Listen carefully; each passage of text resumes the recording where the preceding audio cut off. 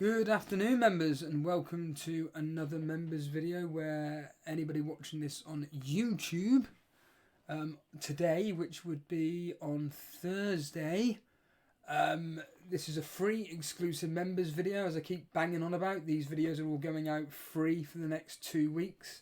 Members get it a day early.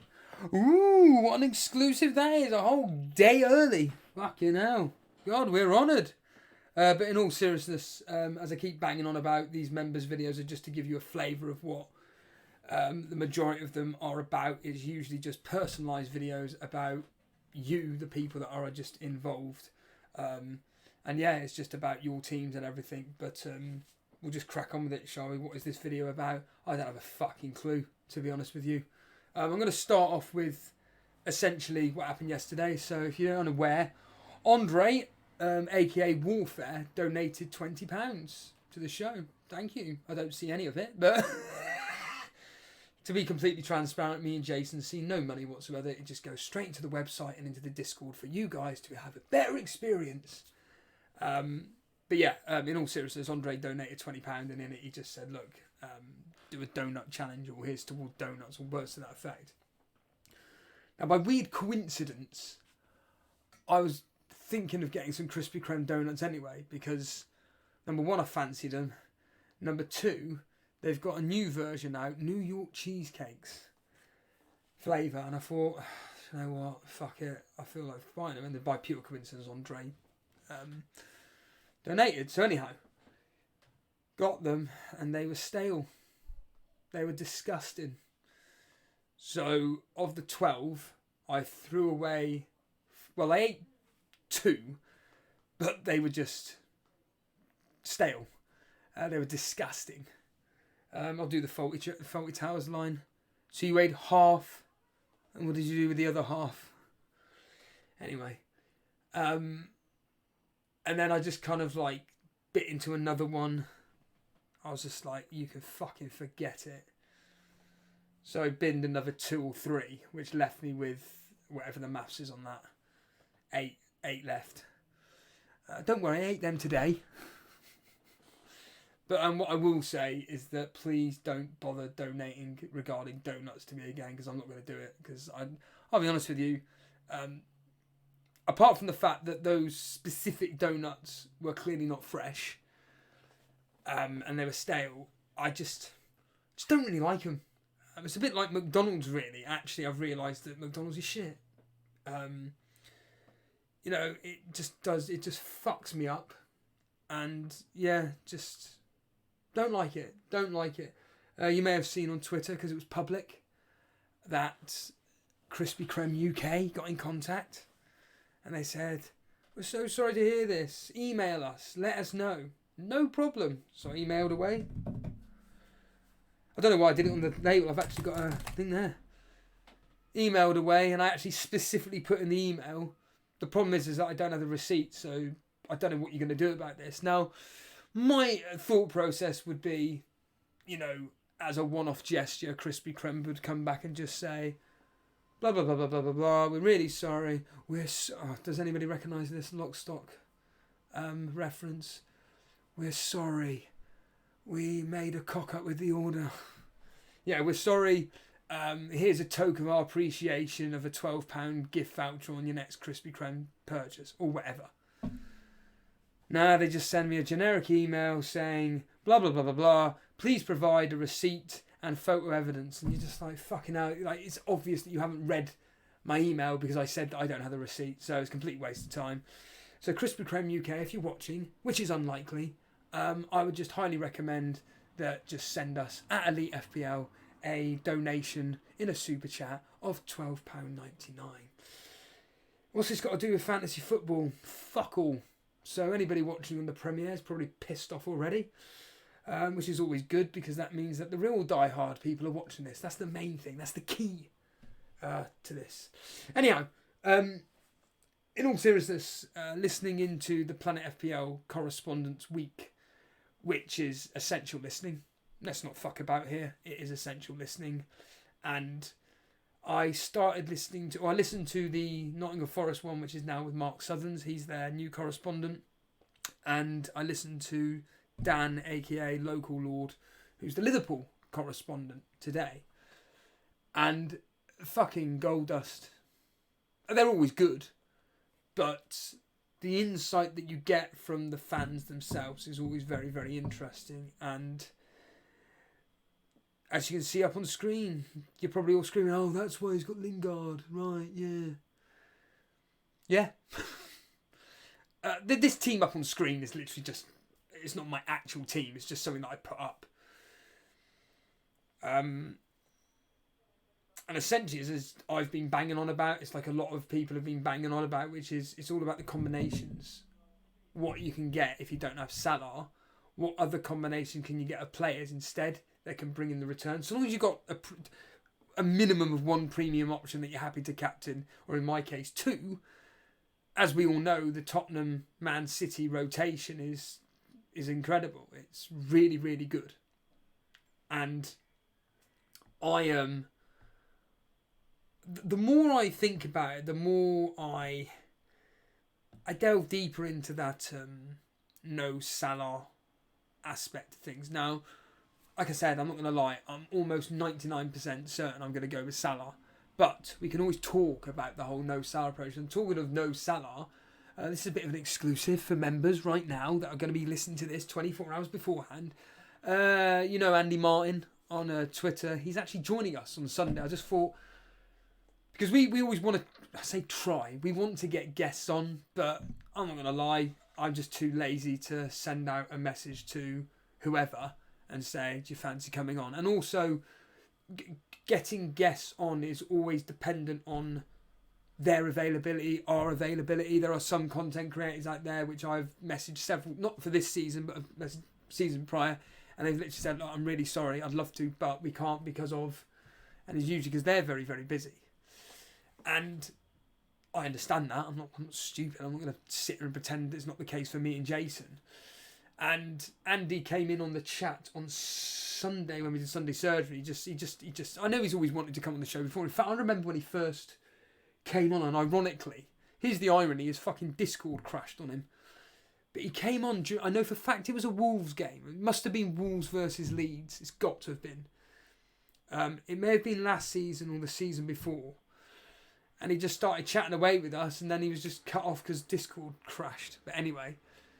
And he's just been an avid follower of the show. You know, he pops in here or there watching, and he just put in the chat, "Look, I'd really love to come on one day." And I just thought, I mean, Blonde actually put a comment in the members chat. Actually, she just said, "Look, it'd be really great to see Andy coming on the show and everything." And I just thought, fuck it. And I just messaged him and just said, "Look, do you fancy coming on Thursday?"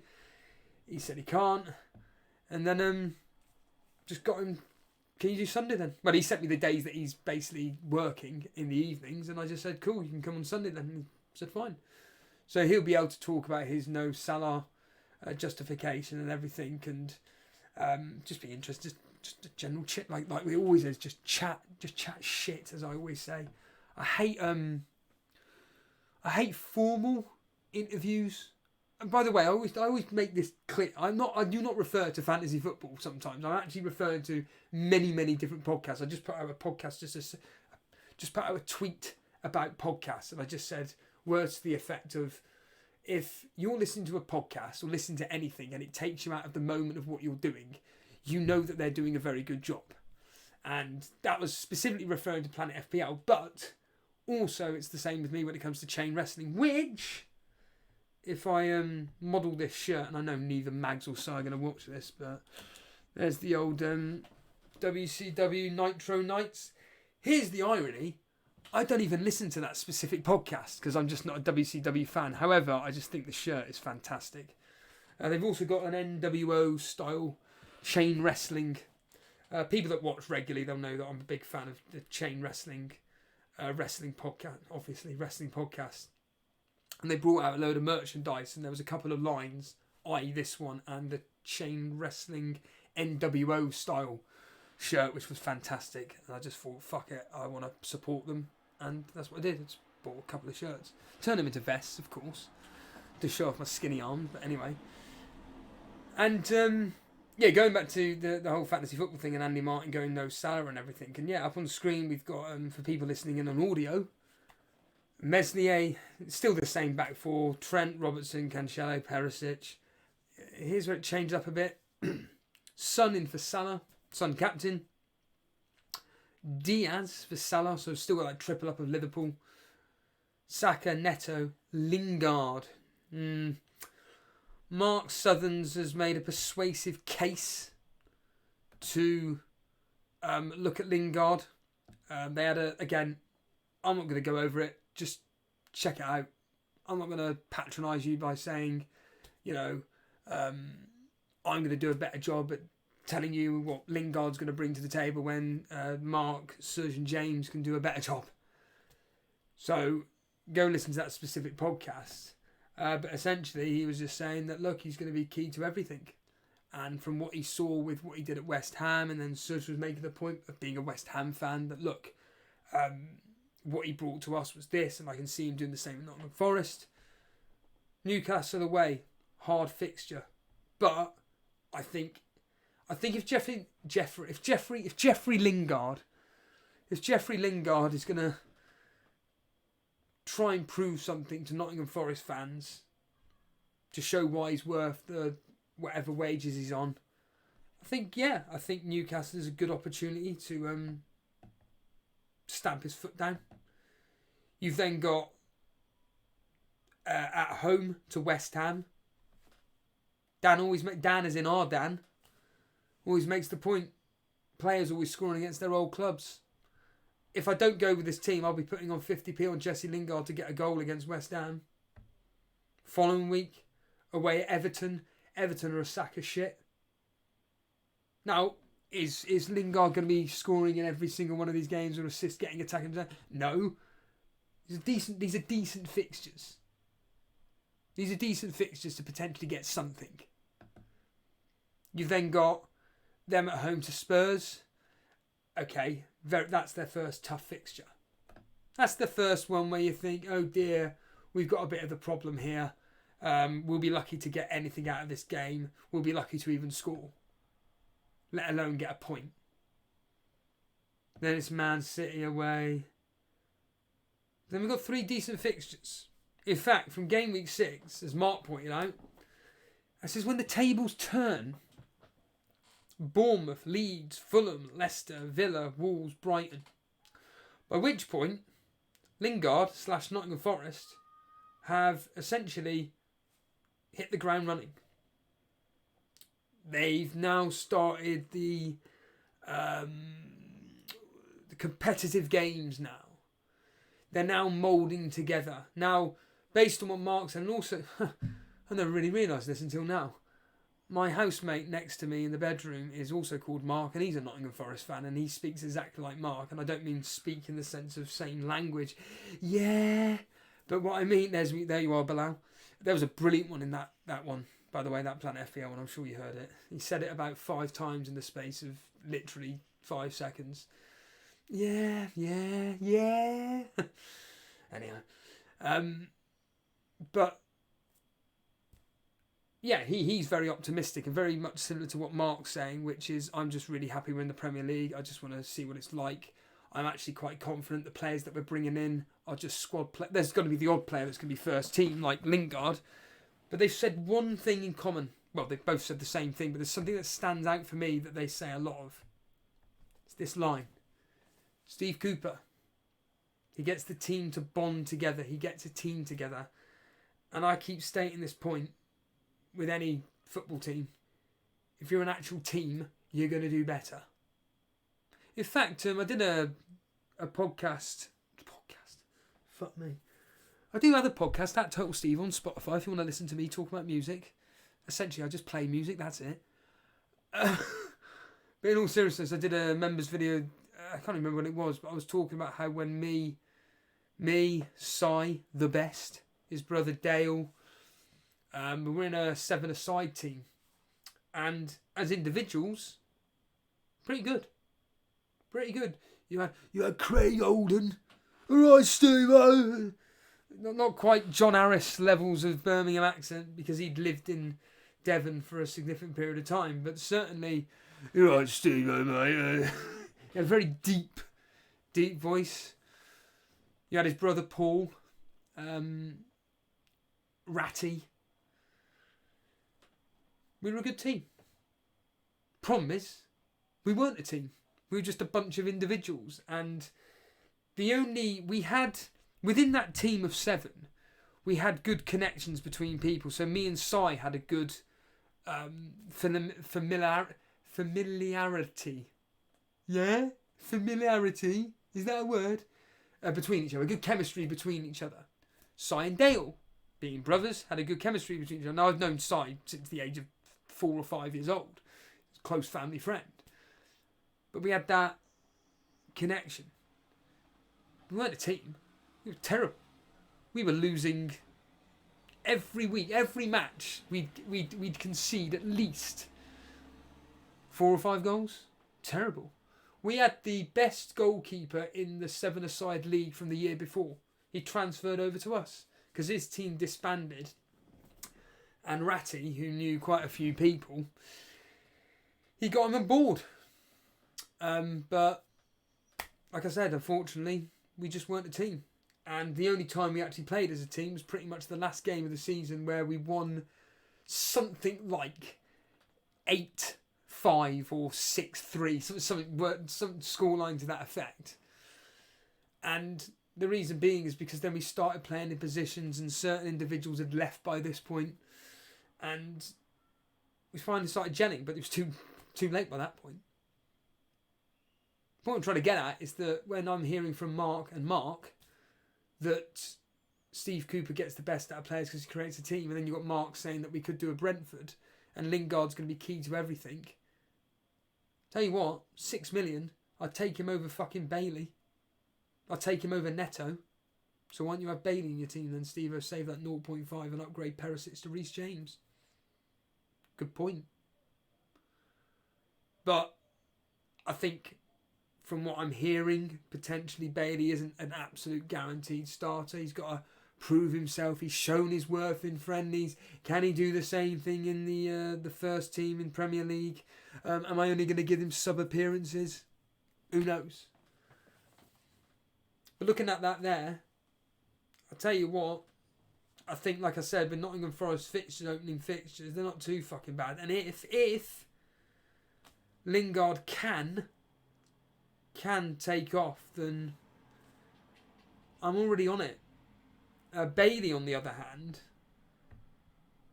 he's not a bad option, but the issue I have with Aston Villa is that it's their opening 2 or 3 that are good.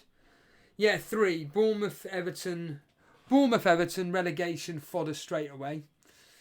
Then you've got Crystal Palace, who at home, as we discussed on Hangouts the other day, again, it was a fantastic conversation.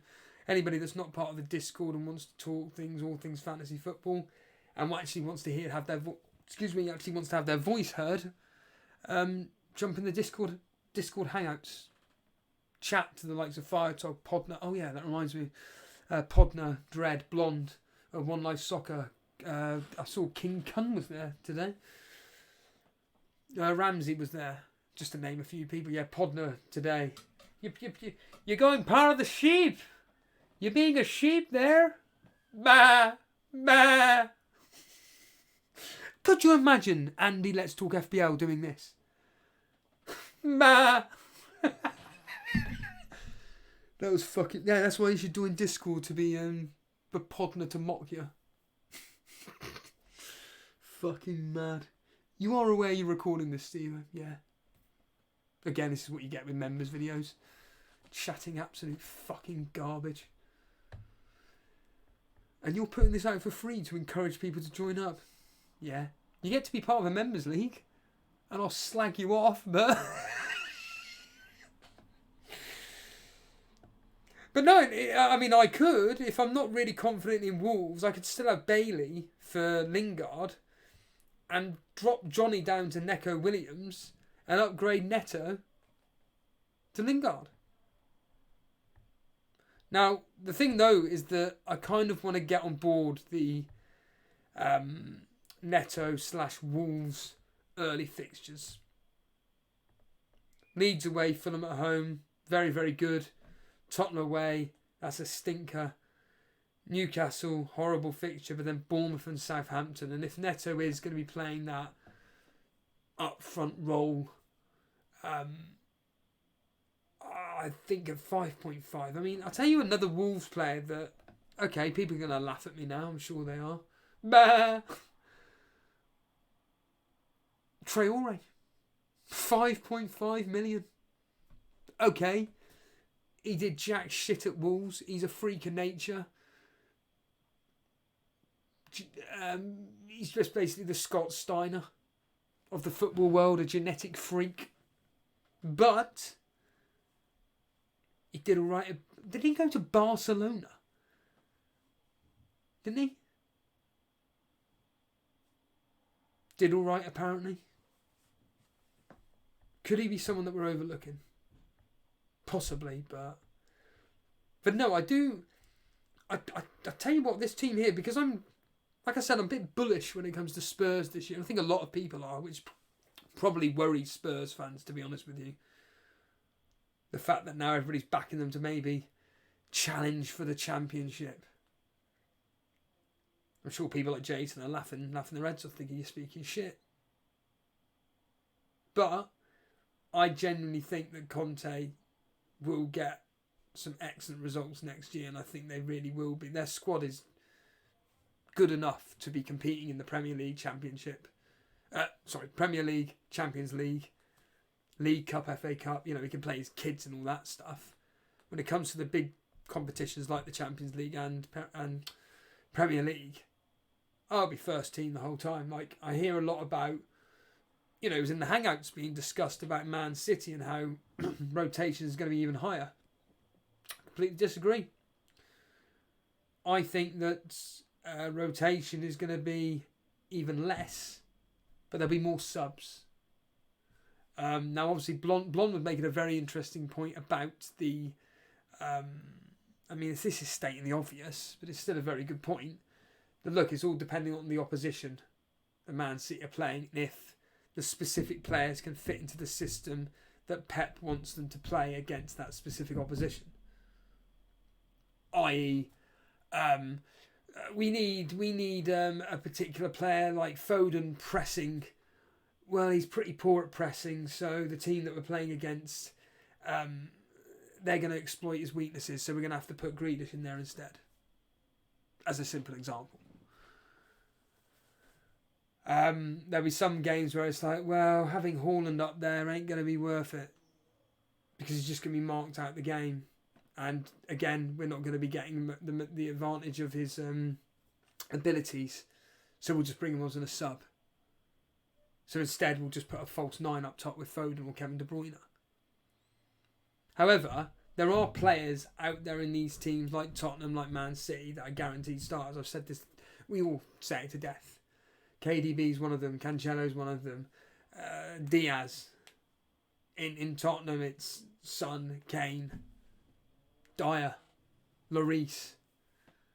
All guaranteed to start no matter what. Kulusevski's another one. No, I'm hearing talk about, well, what about Richarlison? Don't worry about Richarlison. Kulusevski will be starting every game, and unless Richarlison shows something where every time he comes on the pitch he's looking hungry, he's looking at it, and he's scoring goals or creating opportunities in which it's allowing others to score, then there's a conversation where it's like, oh dear, Kulusevski's not really done anything. Richarlison, I'm going to give you the opportunity now. That's what Conte is going to sound like. But for now, we know for a fact that Kulusevski is going to be starting the first 3-4 games. And then, of course, with Conte, with Klopp, with Guardiola, with Tuchel, they all have their teams for the different competitions that they're in. You know, it will all be worked out that this particular player will be playing Champions League, and then in the Premier League it's this player.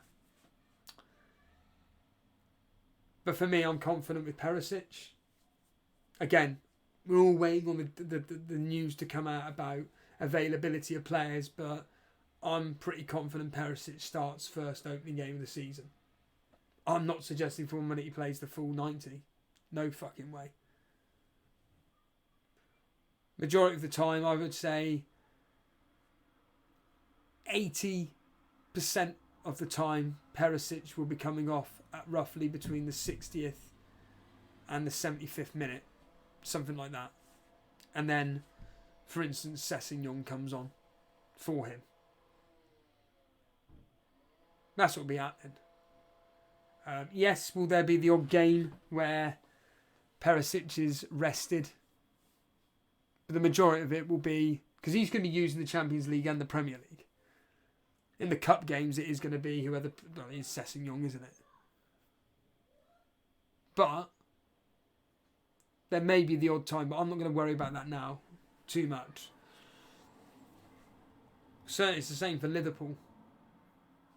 You know, we all know who's going to be starting pretty much for Liverpool. It's just then a case of Klopp working out, right then actually for this particular team we need this type of player and so on and so forth. I'm stating the obvious now.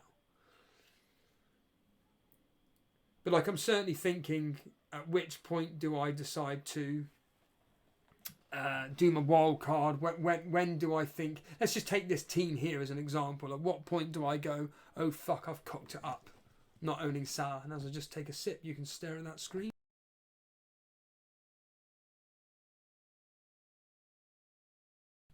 Yeah, when do I say to myself, yeah, I fucked this up. I shouldn't be having Salah. Son should be having Salah. Diaz is a fucking waste of space. Got to get him gone. Haaland didn't even start against West Ham. Came on, didn't even play against West Ham. He played 25 minutes against Bournemouth. Did fuck all. And he's got Crystal, whoever it is next. Is it Crystal Palace next? In Gameweek 3? Let's have a quick look. Newcastle away. But Kevin De Bruyne, on the other hand, in the first 3 fixtures, he got 2 goals and 3 assists. Salah, in the first 3 fixtures, he's got 4 goals and 1 assist. Núñez has started on absolute fire. He made a cameo appearance against Fulham, got a goal, then up against Crystal Palace. What is this about Crystal Palace, Steve? He then played against Crystal Palace. Not only did he get a goal, but he got on a man of the match performance as well in a 2-0 win. And then by game week 3, you know, up against Man United, he got an assist. Whereas Diaz has done jack shit. It's going to be extreme examples like that where I'm going to be panicking about not owning certain players and then having to change it up. But right now, you know, the team that I've got off the top of my head where I'm pretty happy with, it will be virtually Son out for Salah, and that is pretty much, and it'd be Kulusevski in for Diaz, and then it'd be downgrading whoever it is to get that 1 million to, because I think the Lingard pick could be a shrewd move. I think Lingard's worth that risk. I think Lingard is worth that punt where I think he could get some decent returns over the first 4 or 5 games where people aren't expecting, whereas the likes of Bailey, as an example, will do fuck all. So, sorry, I've got to interject myself. So I'm going to say this now. I'm so happy, genuinely happy this year that we've got Alex Volo back on board. Now, in all seriousness, Alex has, how can I word this without sounding like I know what I'm like? I don't know what I'm talking about, and I never do. Alex has been involved with the. He's in the middle of the Ukrainian-Russian war. To be completely blunt with you, and obviously he's not been available to be doing any thumbnails or anything like that. He's literally been serving on the front line. And the other day I knew that he was in the chat and everything, watching one of our streams, and I just thought, do you know what? I'm just going to ask him, look, about doing us videos and everything. And I asked him to do us some thumbnails. I asked him to do me a thumbnail for my video that's coming out. It'll be tomorrow, Friday basically, for my third draft. And he did a quick, literally a quick thumbnail, and it was fucking phenomenal. And he said, I'm not happy with it. I'm just trying to play around. It was stunning. I asked him to do a special thumbnail for the Andy Martin stream. And he has just come up with the fucking goods. Hold that. I'm just going to quickly write. Sorry, I'm just going to quickly write to Alex, just quickly. Hold that thought. Hold that thought. I'm talking about it on a members vid. Without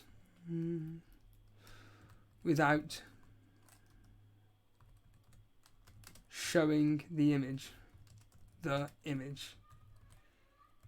It's stunning. Wow, this is entertainment, isn't it? Absolute gold dust. And I can't wait for Andy Martin to see it. But a bit of a tangent, but let's get real here as well. Like with a lot of our videos, we don't really have thumbnails. Last year we definitely didn't really have any thumbnails. They're all generic things that I would just nick off Google, really. And we all know how it all works on YouTube. Got a thumbnail that stands out, anybody's going to click on it. I do it, you do it. And I think that with these thumbnails and with the quality, because another thing that I always find as well with anything to do with YouTube is that you click on the thumbnail and then when you actually get onto the main video, you're like, oh, the quality isn't as good as the thumbnail. Whereas I think that the talent that Alex has got and the talent that Jason has got, combine that together, you got a profit. You get this. Now I'd probably bring it down a bit, but if you take me off screen, like I'm going to do right now, but you can still hear me, you've got that set up there, and it's stunning. It's absolutely beautiful. Now, admittedly, on the bottom left, so down there, or down here, underneath me, that would be the chat when we're doing live stream. That would be where the chat is coming through. But this setup is just fantastic. I would argue it's one of the best out there. Am I being biased? Possibly. But I kind of, know what looks good and what doesn't. And I just think that with Alex on board again, I think this season could be really big for Elite FPL. I stated it to Firetalk the other day. Me and Jason do pride ourselves on what we do, and it would be amazing to be able to turn this into some form of genuine, I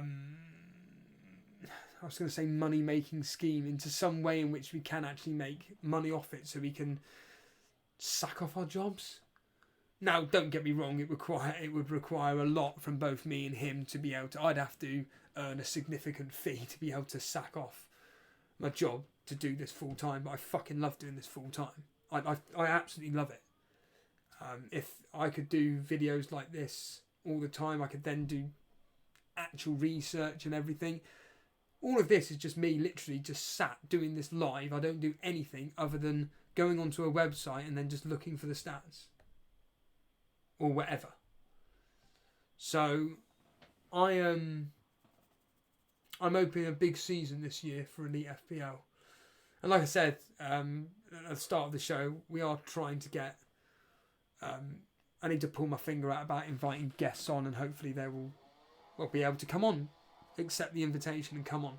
But anyhow, back to this fantasy football here. So, yeah, with this team here, I've got the key components to their squads, the talismans, and yeah, I'm pretty happy with it. I'm pretty happy with it. Like I said, it would probably end up being Kulusevski in for Diaz and Salah in for Son, and I'd be pretty confident it would do all right. It would do all right. I did again ask on Twitter if there are any questions. I mean, I did it obviously in the what do we call it, the members chat, but also on Twitter as well. So we'll see if anybody is asking. But yes, we do have a few questions here. So Dumpster Fire is saying, is Jesus hype justified considering Saka is the same price and gets clean sheet points and 1 point more per goal? Depends if you have faith in Arsenal. All depends if you have faith in Arsenal like I do. Specifically from an attacking point of view, I think that Arsenal this year could be a different animal. Could be a different animal if they start putting their chances away. Essentially, Saka is the key component to that team. Everything goes through him. He's also on penalties. Jesus, I think, has come in. He's going to want to prove to Pep Guardiola that you shouldn't have let me go. I think, by all accounts, he's got a new fire under his belly, and I think, I mean, I would personally take Saka over Jesus because of what you're exactly saying, because of the clean sheet potential, the bonus point potential, all this malarkey. But if you wanted to go with the two, I would have no issue with that whatsoever. Genuinely have no issue with going with it. I think the hype is justified. I really do think that Arsenal fans should be confident about next year. Now, if they fuck it up like they did last season, then at that point I'm thinking Arsenal are never ever. I'm not suggesting for a minute they're challenging for the title. They're so far off that they're not even in the conversation. I'm only just talking about Spurs being in that conversation, and even then they're not part of it. It's going to be Man City to win it, and Liverpool hopefully pushing them to the limits again.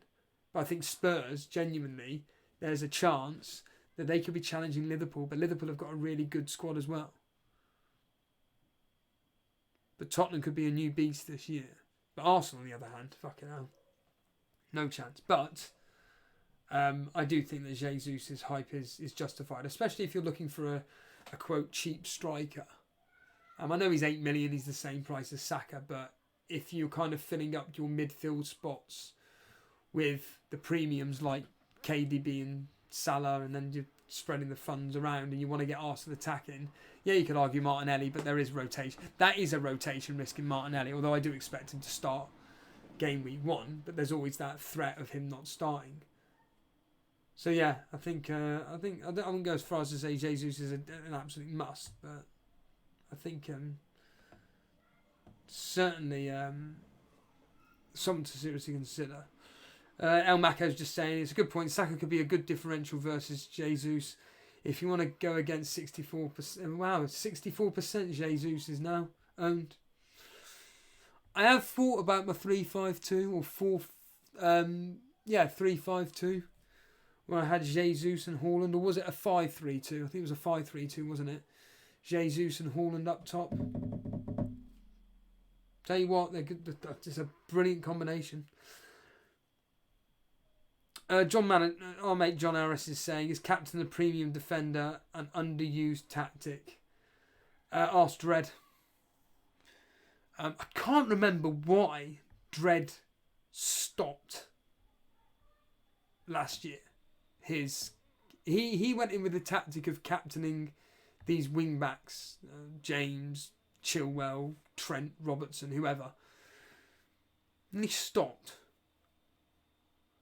The problem is that you are, again, I know I'm stating the obvious with a lot of this, you are relying upon the fact that they are going to get attacking returns. You are relying on that. That's the issue. And I personally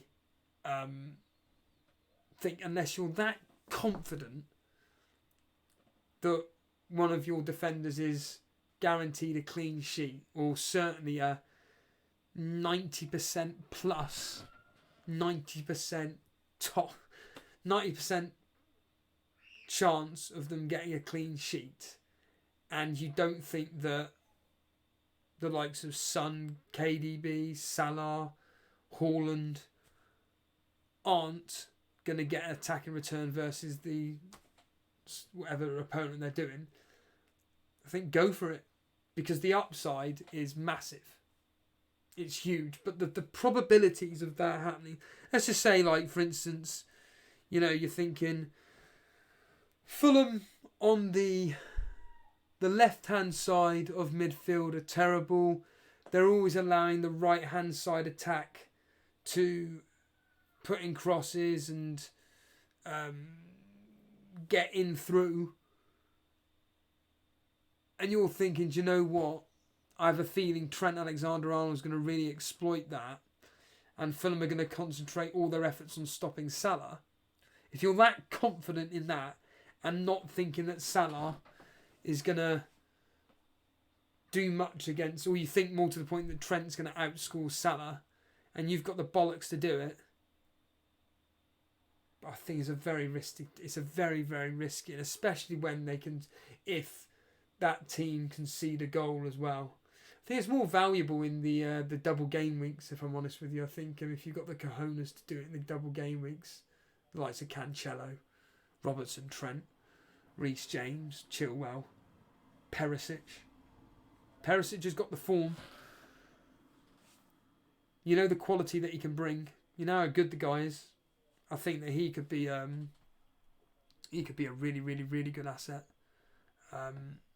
for next year if he does what he's done over the last several years for the various teams he's played. So yeah, I think I don't think you got the bollocks to do it, John. I know you did it last year, but that was more towards the end of the season. I remember when you captained, was it Trent in a double? I know for a fact you captained a defender, and I was amazed that you did it. I'm sure it was Trent. And he came through, but compared to the popular pick which you had in your team, I'm sure that it failed miserably. I could be fucking... I know that happened, but yeah, my memory's completely blank on that one. But certainly, yeah, if you got the cojones to do it, then do it, I suppose. Yeah, I think I'm going to end it there, as ever. Hope you enjoyed that members video. I'm sure you did. If you are watching this on the YouTube premiere, you know, like I say, if you do want to become a member and get more personalised videos about your team, your question, wherever it may be, then I highly recommend just becoming a member. It's only $1.99. $1.99. Free adverts. Yeah, you get free adverts. Ad free, sorry. Fuck's sake. You know, we're sponsored by Harry's Razors. Harry's Razors. Fuck me. Remember that was a thing? Harry's Razors? But, yeah, obviously, like I said, you get into the Members League as well. And there will be a cut-off date in that specific league. But it won't be for like at least 2 or 3 weeks. And, yeah, you also get automatic... not now. If there's anybody completely brand new out there that's just thinking, oh, I'll just join just so I can get the Rivals League, that won't be happening. You have to be basically a long-term community supporter, shall we say, of the show. And if you became a member, you would then get automatic into the Rivals League. But Yeah, there's a very strict rulings about the Rivals League. But anyhow, point being is that you get access to the Members League. And like I say, I do a lot of focus videos on, well, I will be certainly this year, focusing on the Members League, looking at the teams in the top 4. Same with the Rivals League. You know the format, for fuck's sake. We do it every single fucking year. And we get a lot of people.